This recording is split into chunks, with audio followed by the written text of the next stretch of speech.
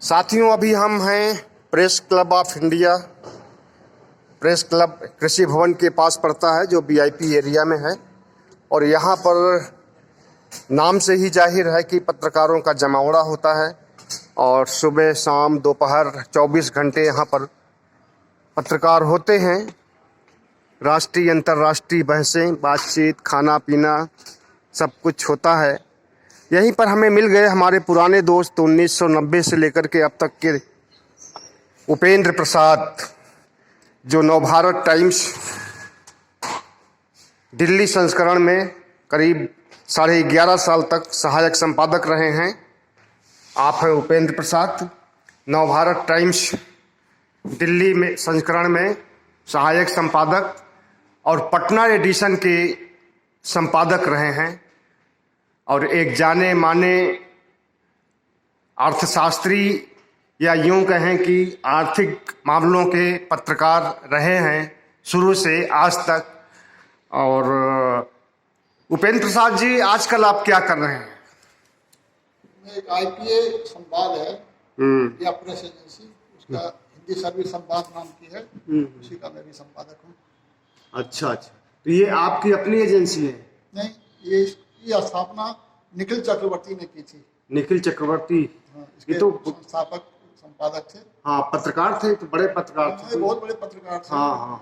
जाने माने अपने समय के इंडिया के टॉप पत्रकारों में से एक थे। टॉप पत्रकार भी थे। उन्होंने मेन स्ट्रीम नाम की मैगजीन भी शुरू की थी। इंडिया प्रेस एजेंसी शुरू की थी। तो इंडिया प्रेस एजेंसी जो अभी श्री नित्या चक्रवर्ती उसके प्रधान संपादक हैं। उसी का जो हिंदी संस्करण आप कहिए, जो हिंदी सेवा है आईपीए की, उसका मैं संपादक हूँ। अच्छी बात है। तो आजकल उत्तर प्रदेश चुनाव की बहुत चर्चा है। उत्तर प्रदेश चुनाव के बारे में आपका क्या ओपिनियन है? आगे क्या होने वाला है? कल 7वें चरण का चुनाव है और उसके बाद 10 तारीख को रिजल्ट आने वाला है। आपको क्या लगता है कि किसकी सरकार बने? देखिए, इस बार जो चुनाव हो रहा है ये पिछले चुनाव से हट करके है। अभी जो चुनाव अभियान के दौरान हमने देखा, इसमें अखिलेश यादव के जो समर्थक हैं वो बहुत मुखर हैं और भारतीय जनता पार्टी के समर्थक जो भी मुखरता के लिए बहुत जाने जाते हैं, वो भी कुछ है लेकिन उतना नहीं है जितना कि पहले के चुनाव में हुआ करते थे। मुखर समर्थन के हिसाब से देखा जाए तो अखिलेश यादव की समाजवादी पार्टी आगे है। लेकिन सिर्फ मुखरता ही इसका आधार नहीं हो सकता, क्योंकि हमने बिहार में भी देखा है।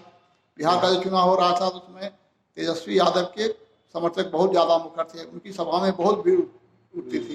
इतनी सभाएं में, तेजस्वी की सभा में भीड़ आती थी, उसकी आधी भी नहीं आती नीतीश कुमार की सभाओं में या भारतीय जनता पार्टी के किसी अन्य नेता की सभाओं में। तो क्या बिहार फिर से दोहराया जाना लगता है आपको? बिहार को दोहराना नहीं कर सकते, लेकिन ये है कि जिस तरह से बिहार में बहुत टफ चुनाव था, इस बार भी चुनाव बहुत टफ है। अच्छा, ये कहा जाता है कि भारतीय जनता पार्टी का बूथ मैनेजमेंट बहुत अच्छा होता है और बाकी जो है हर तरह से चुनाव जीतना चाहती है, उसके अंदर ताकत है, आरएसएस की भी ताकत है। और उसके सामने अखिलेश यादव, क्या इनका जातीय समीकरण का कार्ड चल पाएगा? देखिए, अखिलेश यादव का सिर्फ जातीय समीकरण का मामला नहीं है। अखिलेश यादव इसलिए बहुत ज्यादा मुखर दिखाई पड़ रहे हैं, उनके समर्थक मुखर दिखाई पड़ रहे हैं। एक तो मुख्य विपक्षी पार्टी है और यहाँ का जो चुनाव होता है, हमारे यहाँ का चुनाव, दो उसमें इशूज होते हैं। एक होता है पॉजिटिव सपोर्ट और एक होता है नेगेटिव सपोर्ट। तो नेगेटिविज्म की जो ताकत है वो मुख्य विपक्षी पार्टी को अपने आप फायदा देती है वो ताकत।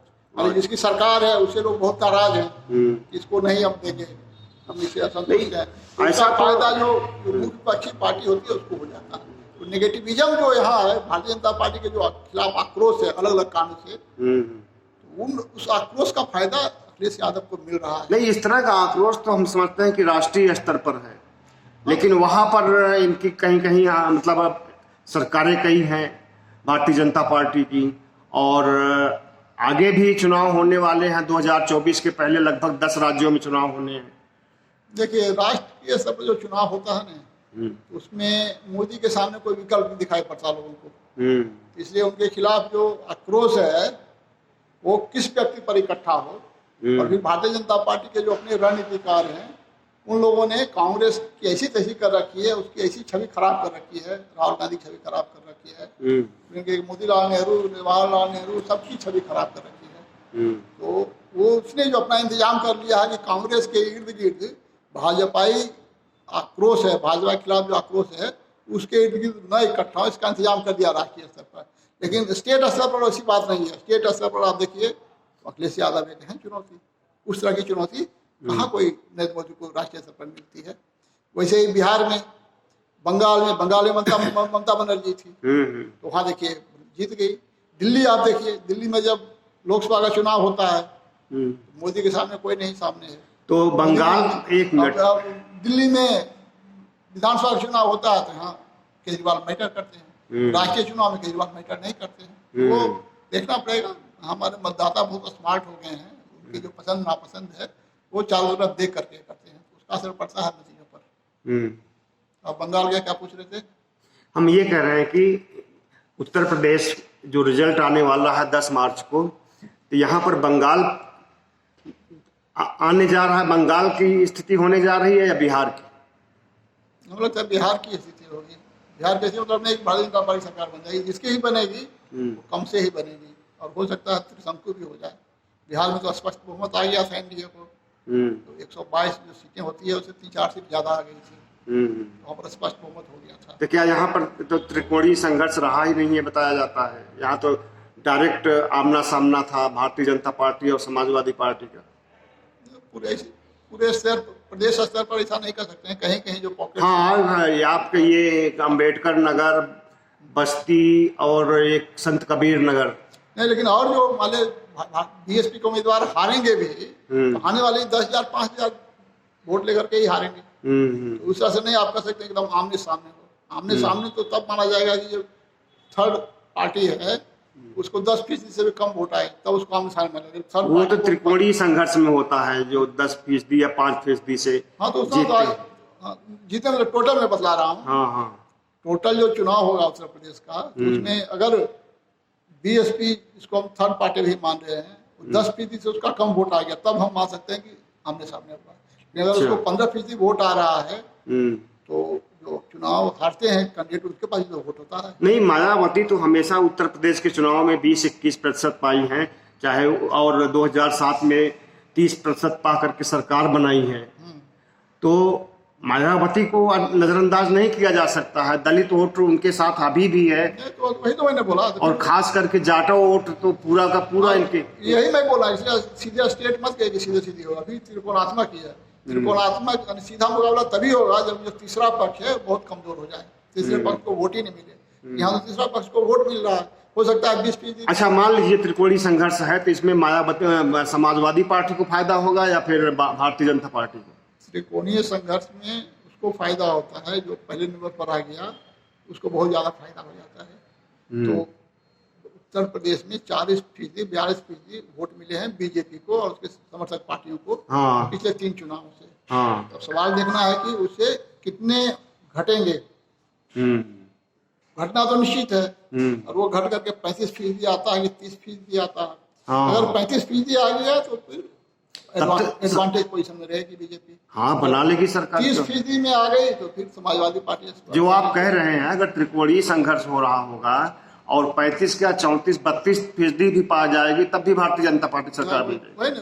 अगर समाजवादी पार्टी को इतना वोट आ जाता वही बना लेगी। हाँ, जो 35% वोट लाएगा उसकी सरकार बन जाएगी, यानी टाइट मुकाबले में भी। हालांकि 22% वोट आया था मायावती को, तब भी 40% आया था बीजेपी को। लेकिन इस बार मायावती का वोट घटेगा। तो क्या लगता है कि समाजवादी की सरकार बन रही है, मायावती और भारतीय जनता पार्टी मिलकर बना रही है, या भारतीय जनता पार्टी अकेले की बन रही है? कुछ कहना संभव नहीं है। हो सकता है अखिलेश का जो मोर्चा है उसको बहुमत आ जाए, हो सकता है बहुमत नहीं आए। भारतीय जनता पार्टी को हो सकता है अपने बूते ही बहुमत आ जाए, क्योंकि इतना बड़ा प्रदेश है, सब क्षेत्र के अलग अलग आयाम है सोचने का, अलग अलग वोटर्स प्रोफाइल भी अलग अलग है सभी जगह का। तो आसान नहीं है कहना। ये दिल्ली जैसा नहीं है, छोटी हम तो ये समझ रहे हैं बड़ी जगह है। 7 चरण के चुनाव 7वां होने वाला है, और अभी तक कोई विश्लेषक ये नहीं निर्धारित कर पाया है कि इसमें भारतीय जनता पार्टी किस फेज में आगे है, किस फेज में समाजवादी आगे है। अभी बगैर तथ्य के, बगैर आंकड़ों के सब यही कह रहे हैं कि समाजवादी की बनती है। उसका कारण वही मैंने कहा ना कि उसके सपोर्टर ज्यादा मुखर हैं। वो जो साइकोलॉजिकल असर पड़ता है जो, लेकिन मुखरता की यहाँ तक बात है कि जो मौन वोट होता है वो भी मान्य करता है। बिहार में जो मौन वोट था उसने एनडीए को जिता दिया। इसके जो सपोर्टर होते हैं, कुछ जो जातियां बहुत ऑर्गेनाइज हो गई है, उसमें यादव जाति है, उसके जो उसका सपोर्ट मिल रहा है अखिलेश यादव को, और उसके करीब 80-90% लोग हैं जो सड़क पर आ जाते हैं प्रचार करने के लिए। अच्छा, भारतीय जनता पार्टी के पक्ष में कौन सा ऐसा तथ्य है जो कि उसे जिताने के लिए भारतीय जनता पार्टी जोर लगा रही है? भारतीय जनता पार्टी को जिताने का तो जिसने मुख्य मुद्दा बना रखा है परिवारवाद, जातिवाद। परिवारवाद बोलता है तो उससे भी असर पड़ता है। हाँ, वो तो घोर परिवारवाद 50 बार कह चुके हैं। हाँ, तो उसका असर है लोगों पर। जातिवाद का उसका भी असर है, क्योंकि खासकर जो वीकर सेक्शन है उत्तर प्रदेश का, उसमें यादवों के खिलाफ एक डर है का माहौल है। जो डर का माहौल है वो भी एक तरह से निगेटिव सपोर्ट मिलता है बीजेपी को। मैंने कहा ना चुनाव में पॉजिटिव और निगेटिव दोनों मैटर करता है। तो अखिलेश यादव के कारण जो ये अखिलेश यादव का यादवों के कारण एक डर का माहौल है, खास करके कमजोर वर्ग के लोगों में। उनको लगता है कि इसकी सरकार बन जाएगी, हमारी जमीन पर कब्जा कर लेंगे, हमारे मकान पर कब्जा कर लेंगे, हमारी दुकान पर कब्जा कर लेंगे, और इनके खिलाफ रिपोर्ट लिखाने जाएंगे थाने में तो थाने रिपोर्ट भी नहीं लिखेगा। तो वैसे लोग नहीं चाहते हैं कि अखिलेश आए। उन लोगों का सपोर्ट बीजेपी को मिल रहा है। कितना मिल रहा है ये कहना बड़ा मुश्किल है। इसको समझने के लिए पूरे जो उत्तर प्रदेश का दौरा इसने कर रखा हो, पूरा दौर जो करा और निष्पक्ष रूप से सोचता हो। अच्छा उपेंद्र जी, आप ये बताइए कि भारतीय जनता पार्टी वैसे तो प्रोजेक्ट कर रखी है योगी को मुख्यमंत्री बनाने के लिए। अगर जीत करके आती है पार्टी तो पहले से बोला गया है कि योगी को बनाया जाएगा, लेकिन अंदर से बात आती है कि केशव प्रसाद मौर्य को भी बोला गया है कि अगर बॉर्डर पर रहेगी, मान लीजिए 195, 200 और जोड़ तोड़ करके बनानी पड़ेगी सरकार, तब जो है केशव प्रसाद मौर्य को बनाया जाएगा। और अगर भारी बहुमत से आता है 200, 250, मतलब 250 के पार आता है, तब योगी को बनाया जाएगा। सही है, 250 ही नहीं बल्कि 210 भी आ जाएगा। हाँ, तो योगी को बना लिया जाएगा। अगर नहीं बहुमत ला पाई भारतीय जनता पार्टी अपने गठबंधन के साथ, तो वास्तव में योगी का मुख्यमंत्री बनना बहुत ही मुश्किल है। तब हो सकता है कि केशव प्रसाद मौर्य को बनाएं। नहीं तो दूसरे नाम भी तो आ सकते हैं। केशव प्रसाद मौर्य तो बहुत बदनाम हो चुके हैं। कोई जरूरत नहीं होगी, केशव प्रसाद मौर्य हार भी सकते हैं। मान लो वो खुद अपना चुनाव हार जाए, फिर कहाँ से बनेंगे। लेकिन दूसरा कोई हो सकता है अगर बहुमत नहीं आता है। बल्कि एक संभावना तो हमें इसकी भी लग रही है, खेल होगा चरण जयंत चौधरी हैं, उसको तो अगर सरकार सपा की बनती है तो उप मुख्यमंत्री बनना ही है। लेकिन अगर भारतीय जनता पार्टी नजदीक जाती है 203 के और उसको जयंत चौधरी को लाना पड़ता है, तो हमें तो नहीं लगता कि जयंत चौधरी आएगा। जिस तरह की बातें अमित शाह से किया है वैसे नहीं होगा। मान लिया कि 180 आ गया भारतीय जनता पार्टी को। हाँ, भारतीय जनता पार्टी अपनी सरकार नहीं बन रही है। हाँ, फिर भारतीय जनता पार्टी जयंत को बोले कि भाई हम आपको मुख्यमंत्री बनाते, हमारे साथ आ जाइए। ये संभावना आप कोई इग्नोर नहीं कर सकते हैं, क्योंकि एक बात, बाहर के लोगों को भारतीय जनता पार्टी मुख्यमंत्री बनाएगी, आज तक के इतिहास में ऐसा हुआ कभी हुआ है? हुआ कहाँ हुआ है? नीतीश कुमार को बनाया, कितनी कम सीटें हैं। मायावती को बनाया, 3 बार तो यूपी में मायावती को ही बनाया। मायावती के साथ मिलकर चुनाव तो नहीं लड़ती थी भारतीय जनता पार्टी। वो तो 6-6 महीने के चल रहा था। तो ऐसे ही 5-6 महीने के लिए बनाएगा। आपको क्या लग रहा है कि बना देगा जयंत चौधरी हमेशा के लिए बना देगा? वो भारतीय जनता पार्टी अपने हिसाब से यूज करती है।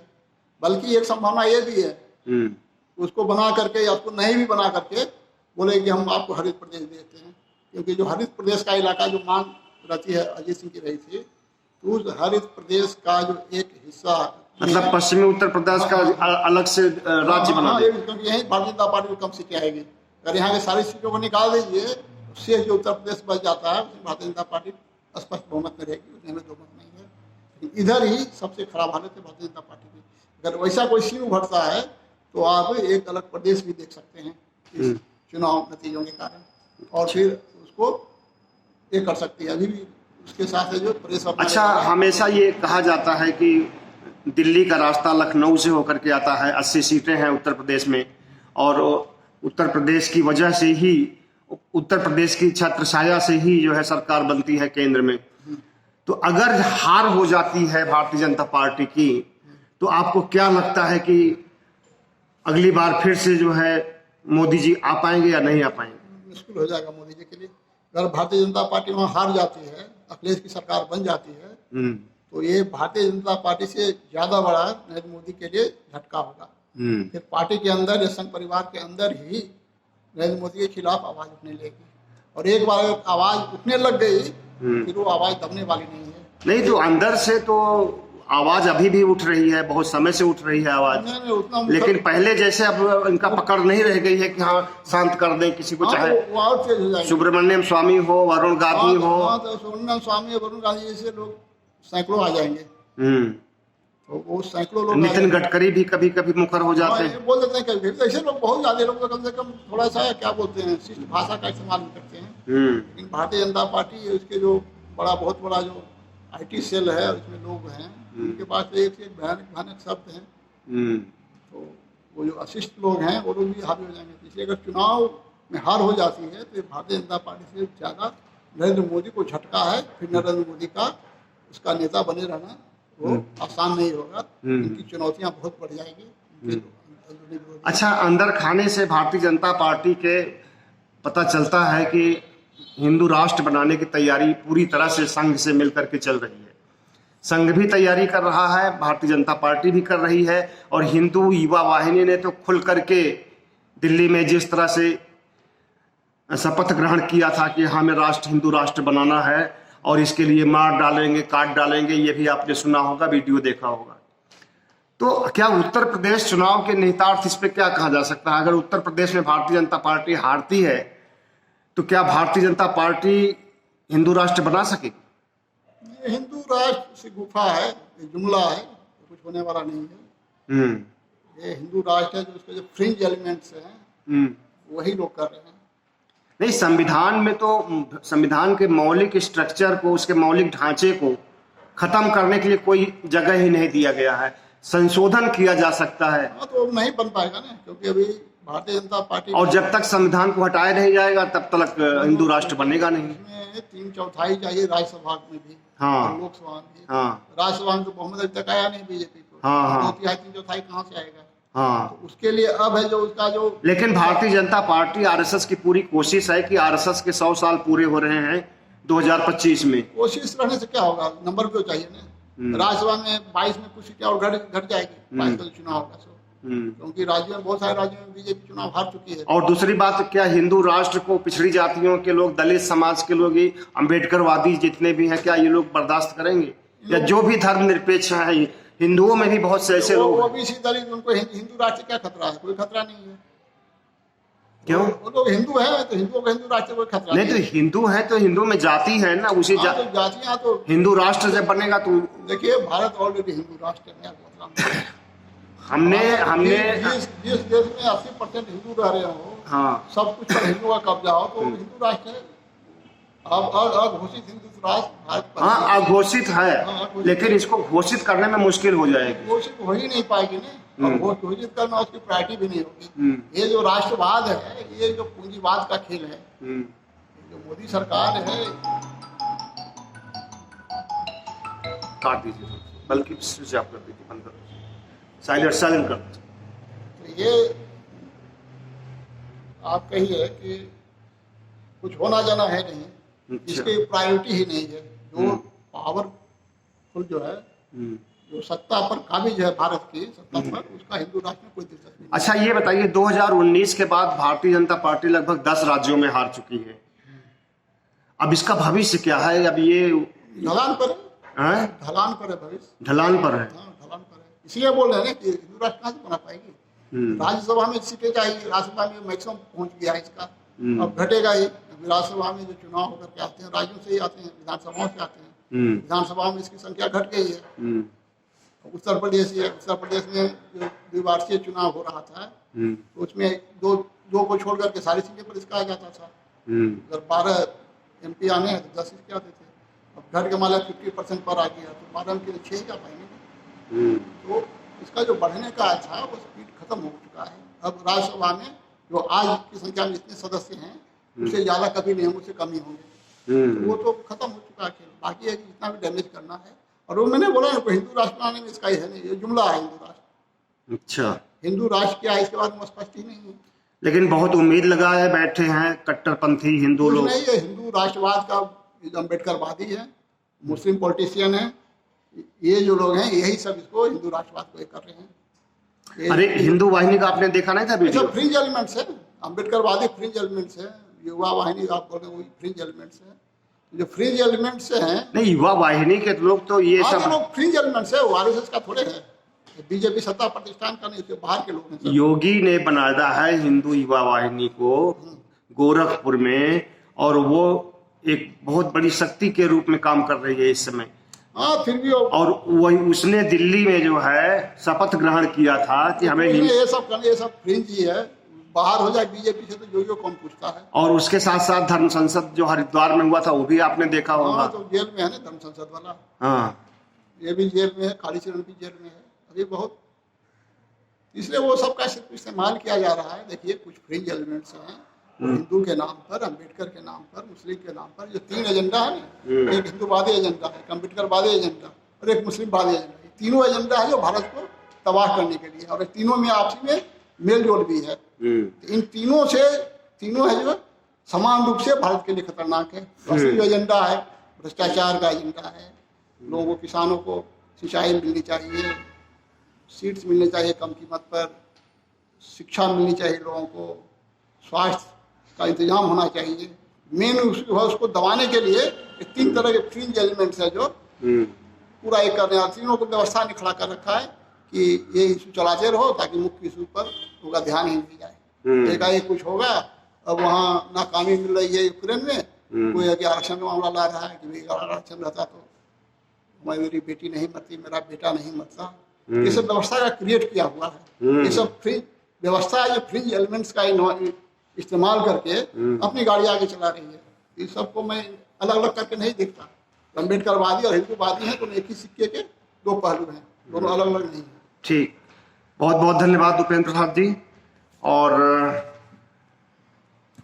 वीडियो को समाप्त करते हैं। धन्यवाद।